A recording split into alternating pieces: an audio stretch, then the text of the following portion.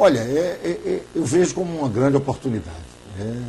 Me permita aqui conversar alguma coisa que pouco esquematizei, né?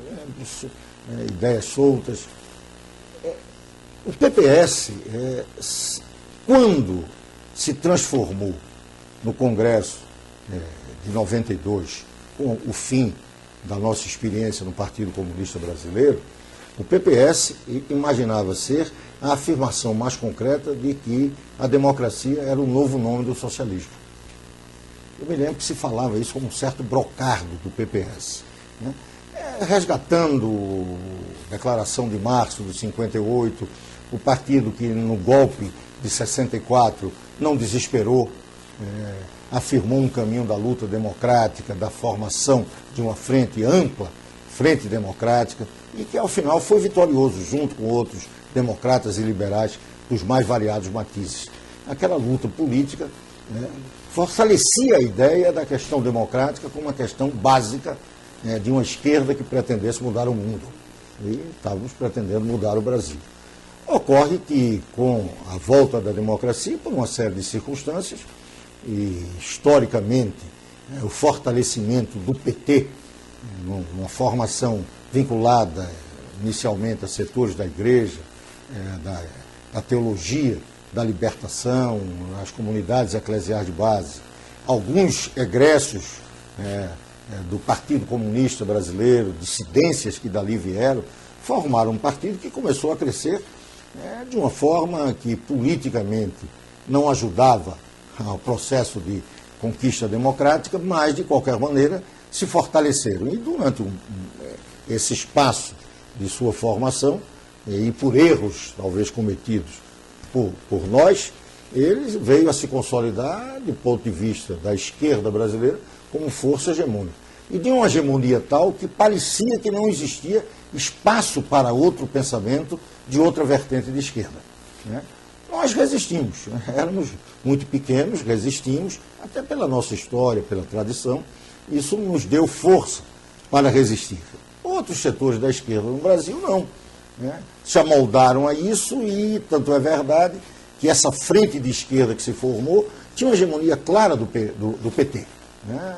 E o PT, por juntar várias ideias através das suas tendências, interditava um pouco o debate que se fazia apenas dentre as suas várias tendências, que se unificava na oposição e não se preocupavam naquele momento em formular nada que significasse construção ou afirmação positiva de um programa.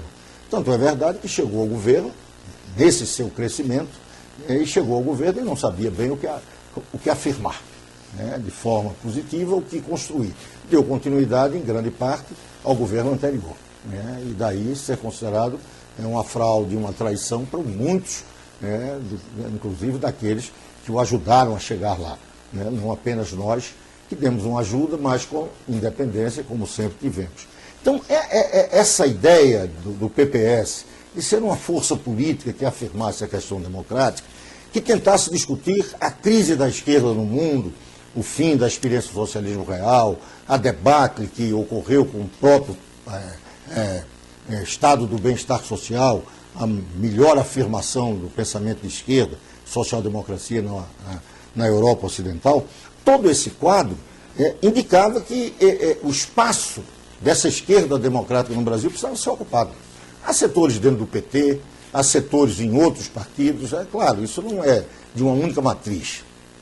Mas o partido que melhor a representa, até porque foi testado em vários momentos da história brasileira, foi o PCB e o PPS, pelo menos nesses últimos 50 anos. Então, esse dado era um dado que é importante para nós afirmarmos, com dificuldades, com incompreensões, inclusive internas dentro do partido, né, como se alguns ainda pensassem que poderíamos viver dos velhos dogmas e das velhas ortodoxias e não entender que era uma nova esquerda.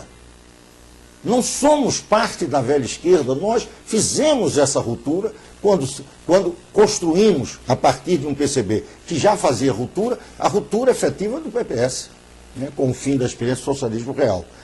Esse quadro, com o PT no governo, né, criou uma tensão muito grande.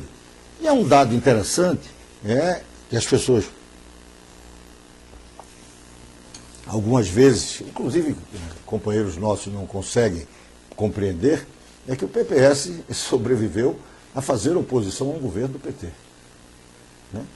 E era parte do governo. Ajudou o governo Lula. E num determinado momento, por uma crítica, e tem mais, não foi uma crítica, como alguns ficam imaginando, a laudenismo, não. Foi uma crítica à condução de política econômica. Até porque a crise do processo de corrupção no governo do PT, com o mensalão, ainda não existiam, né, pelo menos com a denúncia. Inclusive, uma crítica propositiva. Propositiva. Não, crítica negativa. Não, que o documento, sem mudança não há esperança, tinha propostas.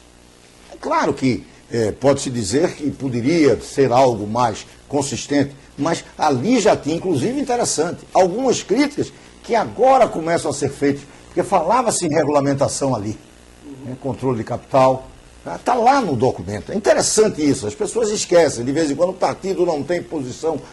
Mais do que isso, num momento daquele, e romper com o governo, como era o governo de Lula, entregando cargos num país do adesismo, da cooptação fácil, e sustentar-se na oposição, sofrendo esse impacto, claro que foi um impacto grande, e conseguimos. Né? E nesse momento agora, para 2010, se oferece a oportunidade, quem sabe, e aí eu penso isto como algo muito concreto, a oportunidade de que a esquerda democrática tenha condições de se afirmar. Porque no Brasil do presidencialismo, não vamos aqui bancar ingênuo. É necessário para a afirmação de estruturas partidárias, até pela fragilidade da própria sociedade civil, na formação de partido, você ter algo do poder. Para poder, inclusive, expressar o que você tem, e o que você pode fazer. Qual sua prática, como vai agir, até para que a sociedade desperte. Porque o que a sociedade tem em relação aos partidos políticos é da sua total irrelevância. A necessidade de você ter parcelas do poder, não pelo poder, não para você dele ganhar, até porque o partido PPS já demonstrou que não precisa disso. Saiu de um governo e entregou cargo. Então não é a necessidade de aparelho, de Estado, de cargo. Nós já comprovamos isso. É para que você experimente junto à sociedade qual é o seu pensamento, de forma concreta, construindo algo, definindo na prática quais são os seus objetivos, como mudar a sociedade. Então, esse aspecto é importante na afirmação da política. É com esse sentido que eu vejo 2010 como essa oportunidade de uma esquerda democrática se apresentar à sociedade brasileira. Já que a esquerda, que tem setores democráticos, não vamos generalizar, mas a esquerda, ou as esquerdas que junto com o PT assumiram o governo, não afirmaram bem isso, ao contrário.